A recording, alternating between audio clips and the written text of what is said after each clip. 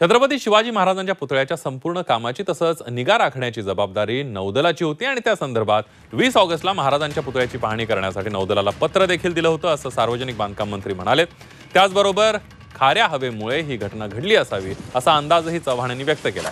तर छत्रपती शिवाजी महाराजांचा पुतळा उभारणीच्या कामात जे सहभागी होते त्यांच्यावर गुन्हा दाखल करण्याच्या सूचना सार्वजनिक बांधकाम मंत्री रवींद्र चव्हाण यांनी दिलेल्या आहेत।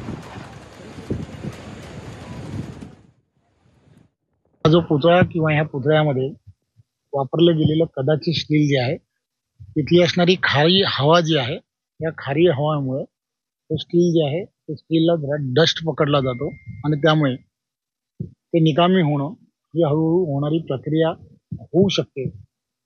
आणि हे या संदर्भात सुद्धा सार्वजनिक बांधकाम विभागाच्या माध्यमातून आमच्या अधिकाऱ्यांनी त्या संदर्भातले एक पत्र हे पत्र ऑलरेडी नेव्हीला त्याचे त्याच्याकडे पुरावे आहेत। ही संपूर्ण जो पुतळा उभारणीचं काम ज्या कंपनीला दिलं होतं त्यांचं नाव आर्टिस्टी म्हणून आहे, तर ते प्रोप्रायटर उदित थापटे म्हणून आहेत। 8 सप्टेंबर 2023ला त्यांना DGM नौसेना यांनी त्याची वर्क ऑर्डर दिली होती।